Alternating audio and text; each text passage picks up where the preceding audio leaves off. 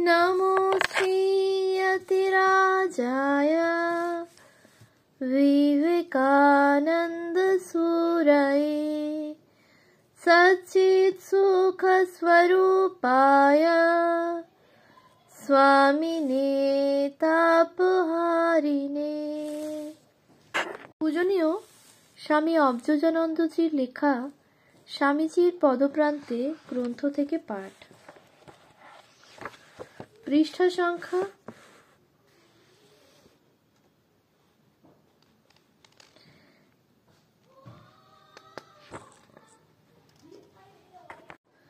300। স্বামী সদানন্দ।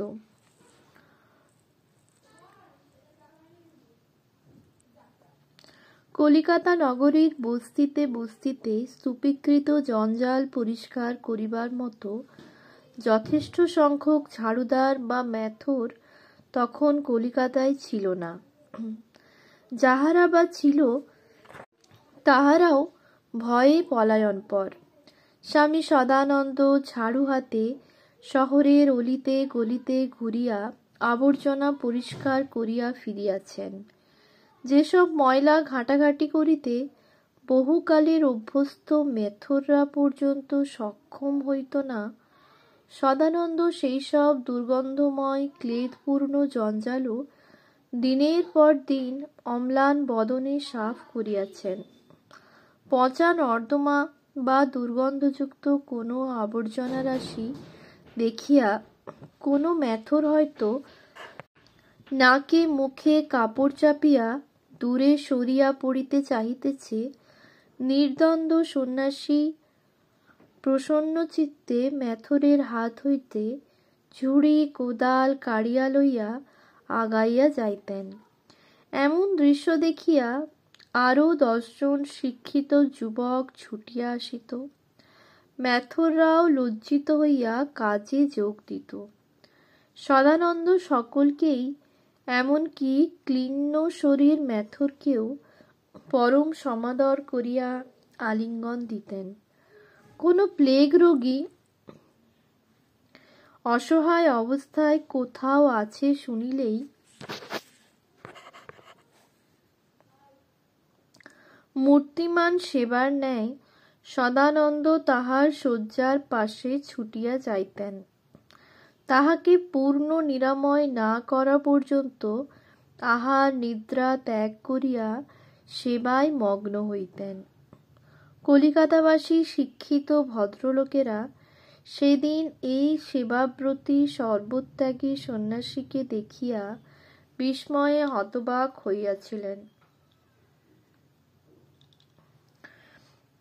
শুধু কলিকাতায় নহে, 1904 খ্রিস্টাব্দের শীতকালে ভাগলপুরে যখন প্লেগ মহামারী দেখা দিয়াছিল, তখন সেখানেও সদানন্দের নেতৃত্বে রামকৃষ্ণ মিশন হইতে সেবাকার্য পরিচালিত হইয়াছিল। নিঃশঙ্ক নির্ভীক সদানন্দ সেখানেও আর্ত পীড়িত মানুষের কাছে বিমূর্ত অভয়স্বরূপ ছিলেন। মিশনের বহুমুখী সেবাকার্যের মূলে আছে সাক্ষাৎ স্বামীজিরই প্রেরণা ও শিক্ষা। স্বামীজির এই সেবাদর্শ শ্রীরামকৃষ্ণের শিবজ্ঞানের জীবসেবা মন্ত্রেরই সাধন, বেদান্তের উচ্চতম আদর্শেরই বাস্তব প্রয়োগ। সদানন্দের জীবনে এই সাধনা কতদূর ফলপ্রসূ হইয়াছিল, তাহা 2-1টি মাত্র ঘটনার উল্লেখ করিলেই অনুভব করা যাইবে। পথে চলিতে চলিতে একবার একটি বলদকে প্রহৃত হইতে দেখিয়া তিনি নিজের দেহেতেই প্রহারের যন্ত্রণা বোধ করিয়াছিলেন। আরেকবার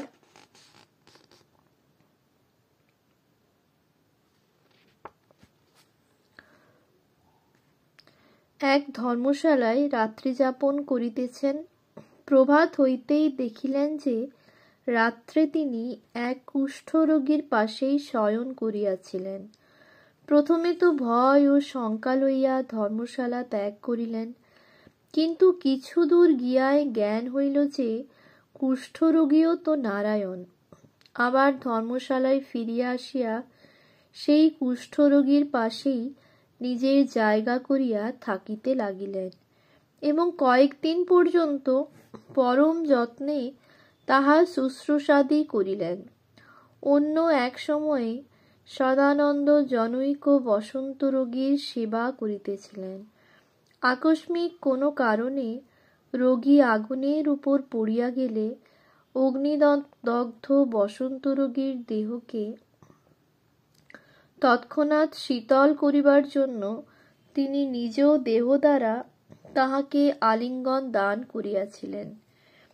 এইরূপ কত ঘটনায় সদানন্দের অনুপম সেবা সাধনার সাক্ষ্য প্রদান করে। সর্বভূতে ঈশ্বর উপলব্ধির ভিত্তির উপর প্রতিষ্ঠিত না হইলে নিছক মনুষ্য বুদ্ধিতে এমন সেবা কি সম্ভব? দুস্থ অসহায় আর্ত নারায়ণের সেবায় রামকৃষ্ণ মিশনের নানা উদ্যোগে স্বামীজির প্রিয় সহচর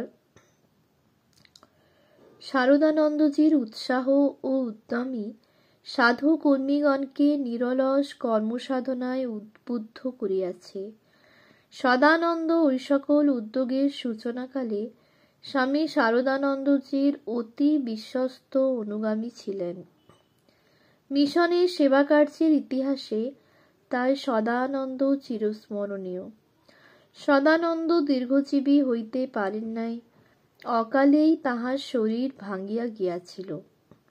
বিভিন্ন সময়ে ছোট বড় নানা সেবান্দোলন পরিচালনায় যে অমানসিক পরিশ্রম তাহাকে করিতে হইত, উহাই পরিণামে তাহার শরীরের উপর প্রচণ্ড প্রতিক্রিয়া করিয়াছিল। সেবার সুযোগ তিনি একবার পাইলে আজ ছাড়িতেন না।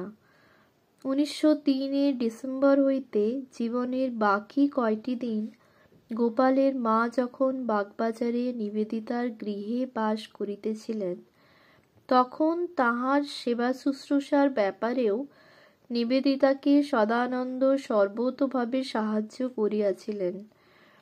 শ্রী রামকৃষ্ণ জগতের মহীয়সী এই বৃদ্ধার সেবাতেও যেমন তিনি অক্লান্ত কর্মা, আবার বসন্ত বা কলেরা রোগাক্রান্ত অজ্ঞাত কুলশীল কোনো দীন দরিদ্রের শুশ্রূষাতেও তিনি তেমনই একনিষ্ঠ ছিলেন।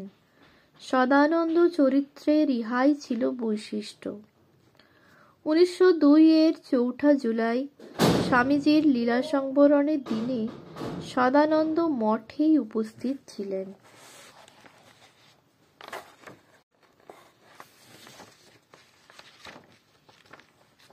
উৎস: ভগিনী নিবেদিতা, প্রব্রাজিকা Muktiprana, sister Nivedita girls school, 7ম সংস্করণ, পৃষ্ঠা 220।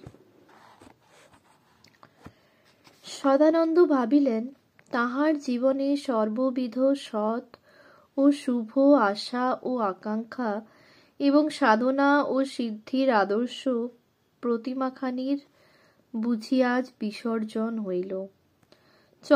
জ্বলন্ত চিতাগ্নির দিকে নির্নিমেষ দৃষ্টিতে তাকাইয়া মৌনভাবে তিনি কত কথাই স্মরণ করিতেছিলেন। হাতরাস হইতে শুরু করিয়া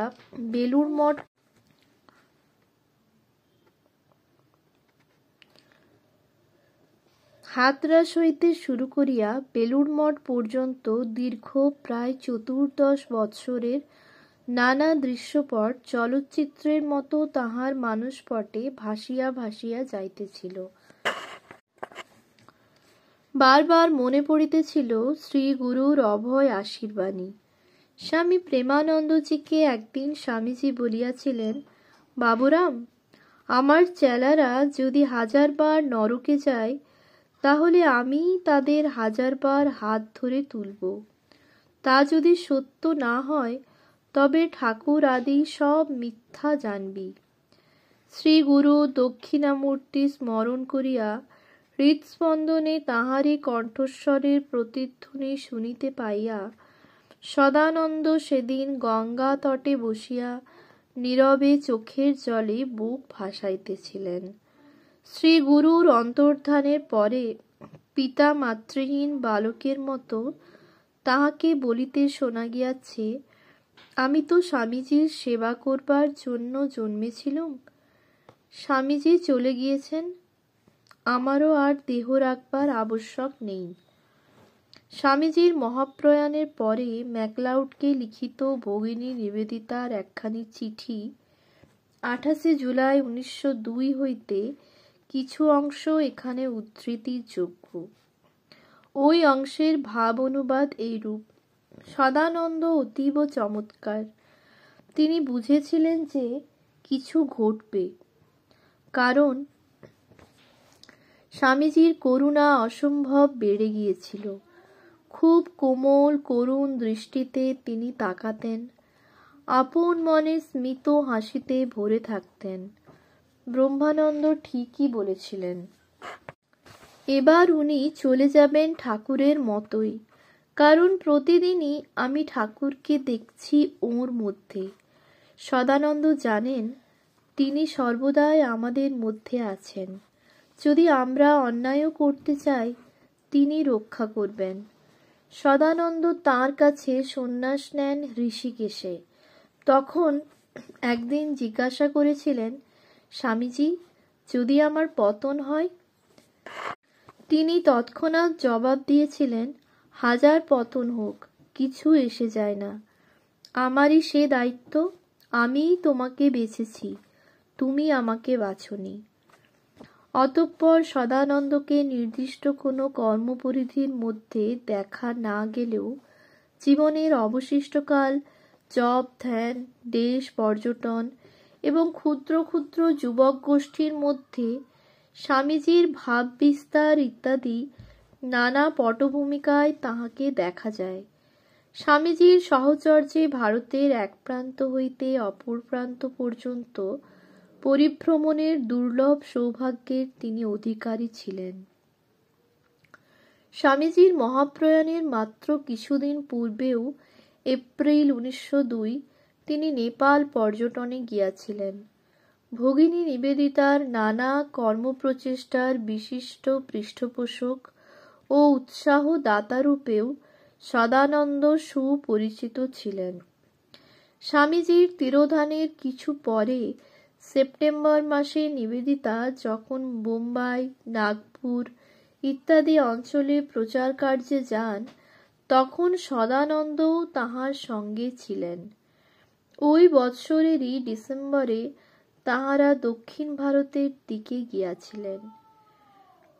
যিশুর জন্মদিন স্মরণে তাহাদের বড়দিন উদযাপনের স্মৃতি এই যাত্রায় একটি উল্লেখযোগ্য ঘটনা। উড়িষ্যায় ভুবনেশ্বরের নিকটবর্তী খণ্ডগিরিতে তাহারা ওই দিনটি পালন করেন। 13 ডিসেম্বর 1902 সন্ধ্যায় নক্ষত্রখচিত নীলাম্বর তলে নিস্তব্ধ পাহাড়ে ঘাসের উপর বসিয়া প্রজ্বলিত ধূনির সম্মুখে নিবেদিতা বাইবেল পাঠ করিতেছিলেন। কম্বল মুড়ি দিয়া ধ্যানাবিষ্ট হইয়া যিশু চরিত্রের অলৌকিক কাহিনী শুনিতে শুনিতে সদানন্দ যেন অজ্ঞাত আনন্দলোকে চলিয়া গিয়াছিলেন। সেই সন্ধ্যায় যিশুকে অবলম্বন করিয়া তাহারা তাহাদের প্রিয় আচার্য স্বামীজির ভাবেই ডুবিয়া গিয়াছিলেন। তাহাদের সেই অনুভূতি নিবেদিতার ভাষায় এইরূপ: ঈশ্বর করুন, আমাদের আচার্যদেবের এই জীবন্ত সত্তা স্বয়ং মৃত্যুও যাহা হইতে আমাদিগকে বঞ্চিত করিতে পারে নাই, তাহা যেন তাহার শিষ্য আমাদের নিকট মাত্র স্মরণীয় বস্তু না হইয়া সর্বদা জ্বলন্ত জাগ্রতভাবে জীবনের শেষ দিন পর্যন্ত আমাদের সঙ্গে সঙ্গে থাকে। উৎস: স্বামীজিকে যেরূপ দেখিয়াছি, পৃষ্ঠা 277। ব্রহ্মচারী অমূল্য উত্তরকালে শ্রীরামকৃষ্ণ মঠ ও মিশনের 7ম অধ্যক্ষ স্বামী শঙ্করানন্দ এই যাত্রায় তাহাদের সঙ্গী ছিলেন। তিনি তখন সবে মাত্র মঠে যোগদান করিয়াছেন। উড়িষ্যা হইতে মাদ্রাজে গিয়া তাহারা স্বামী রামকৃষ্ণানন্দজীর সাহচর্যে কিছুকাল বাস করিবার সুযোগ লাভ করেন। এই বৎসরই মাদ্রাজে স্বামীজীর আবির্ভাব উৎসব সর্বপ্রথম প্রতিপালিত হয়।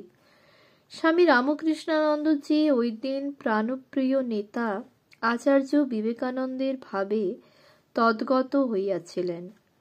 সদানন্দ এবং নিবেদিতাও শ্রী গুরু স্মৃতিতে সেদিন তন্ময় হইয়া কাটাইয়াছেন।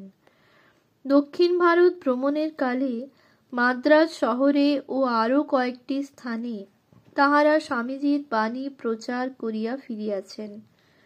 স্বামীজীর অদর্শনের পর এই অল্প দিনের মধ্যেই তাহার ভাব ও আদর্শকে, এক কথায় শ্রী রামকৃষ্ণকে, ভারতের জনসাধারণ যেরূপ শ্রদ্ধার সহিত হৃদয়ে বসাইতেছিলেন, তাহাতে তাহারা খুবই আশান্বিত হইয়াছিলেন। সদানন্দ অনুভব করিয়াছিলেন যে স্বামীজীর স্থূল শরীর চলিয়া গেলেও সূক্ষ্মভাবে তাহার কার্য জনচিত্তে ঠিকই চলিতেছে। 1903-এর প্রথম দিকে নিবেদিতা ছোট ছোট ছেলেদের জন্য বিবেকানন্দ বিদ্যার্থী আশ্রম, বিবেকানন্দ হোম প্রতিষ্ঠার প্রথম সূচনা করেন। এই আশ্রমের বালকেরা দেশমাতাকে ভালোবাসিবে, তাহারই সেবায় জীবন উৎসর্গ করিবে, স্বামীজীর দৃষ্টিতে ভারত মাতাকে উপলব্ধি করিবে। অধ্যয়নের সঙ্গে সঙ্গে তাহারা বৎসরের বেশ কিছু ভাগ কাল ভারতবর্ষ পর্যটন করিয়া বেড়াইবে। ভারতের অখণ্ড স্বরূপ এইসব কিশোররা প্রত্যক্ষ করিবে। ইহাই ছিল সংক্ষেপে নিবেদিতা প্রকল্পিত উক্ত বিদ্যার্থী আশ্রমের আদর্শ। এই আদর্শকে সম্মুখে রাখিয়া স্বামী সদানন্দের পরিচালনায় একদল বালক এপ্রিল মাসে কাঠগোদামের পথে কেদারবদ্রী তীর্থদর্শনে গিয়াছিল। সন্ন্যাসী অভিভাবকদের সঙ্গে উৎসাহী এই কিশোর দল দুর্গম পিণ্ডারি হিমবাহ পর্যন্ত যাইতে সক্ষম হইয়াছিল। ঘরকুনো বঙ্গসন্তান মায়ের অঞ্চল ছাড়িয়া প্রকাশ্য সূর্যালোকে বাহির হইয়া পাহাড় জঙ্গলে ঘুরিয়া বেড়াইতেছে। তদানীন্তন সমাজের পরিপ্রেক্ষিতে ইহা নিঃসন্দেহ এক আশ্চর্য ঘটনা। জানা যায় শ্রীযুক্ত রবীন্দ্রনাথ ঠাকুরও এই সময় তাহার পুত্রকে এই অভিযাত্রী দলে পাঠাইয়াছিলেন। অনুরূপ ভ্রমণ সদানন্দের পরিচালনায় পরের বৎসরেও একবার হইয়াছিল। অবশ্য অর্থাভাবে ও আরও নানা অসুবিধায় নিবেদিতার এই পরিকল্পনা শেষ পর্যন্ত কার্যকর হয় নাই। 1903-এর মাঝামাঝি সদানন্দ একবার ভারতের বাহিরে জাপান ভ্রমণে গিয়াছিলেন ব্রহ্মচারী অমূল্যকে সঙ্গে লইয়া। সদানন্দের এই জাপান পরিদর্শন প্রসঙ্গে ভগিনী নিবেদিতার একটি মন্তব্য খুবই তাৎপর্যপূর্ণ। ভগিনীর উক্তি, তাঁর অর্থাৎ সদানন্দের দেহে স্বামীজি সেই ভূমিতে জাপানে যেতে চান, এই আমার বিশ্বাস। 1904 খ্রিস্টাব্দের 20 জানুয়ারি সদানন্দ ভগিনী নিবেদিতার সঙ্গে আর একবার প্রচার সফরে যাত্রা করিয়াছিলেন। এবারের লক্ষ্য ছিল পাটনা। ব্রহ্মচারী অমূল্যও তাহাদের সহিত গিয়াছিলেন। পাটনায় একদিন সদানন্দ স্বামী ম্যাজিক লণ্ঠন সহযোগে জাপানের বিভিন্ন জ্ঞাতব্য তথ্যাদি বিরাট এক মহিলা সমাবেশে পরিবেশন করেন। অমূল্যকে দিয়া তিনি চিত্রগুলির পরিচিতি ব্যাখ্যা করাইয়াছিলেন। পাটনা হইতে তাহারা লখনৌ যাত্রা করেন। পথে বখতিয়ারপুর, রাজগীর ও বোধগয়া হইয়া নানা অভিজ্ঞতা সঞ্চয় করিতে করিতে গিয়াছিলেন। বোধগয়াতে তাহারা মহন্তের অতিথি হইয়াছিলেন। সেখানে ভগবান বুদ্ধের স্মৃতিবিজড়িত বোধি বৃক্ষমূলে চন্দ্রালোক উদ্ভাসিত এক রাত্রিতে নীরবে বসিয়া তাহারা পরম তৃপ্ত হইয়াছিলেন। স্বামীজীর স্মৃতিও এই প্রাচীন বৃক্ষটির সহিত জড়াইয়া আছে। ওইসব পুণ্যস্মৃতির স্পর্শে সদানন্দ ভাবাবিষ্টের ন্যায় বোধির দ্রুমতলে বহুক্ষণ কাটাইয়াছিলেন। মার্চ মাসে তাহারা লক্ষ্ণৌ হইতে কাশীধামে গমন করেন। বোধগয়া দর্শন আবার একবার হইয়াছিল। এইবার সঙ্গে ছিলেন মাদার সেভিয়ার। ওম শান্তি শান্তি।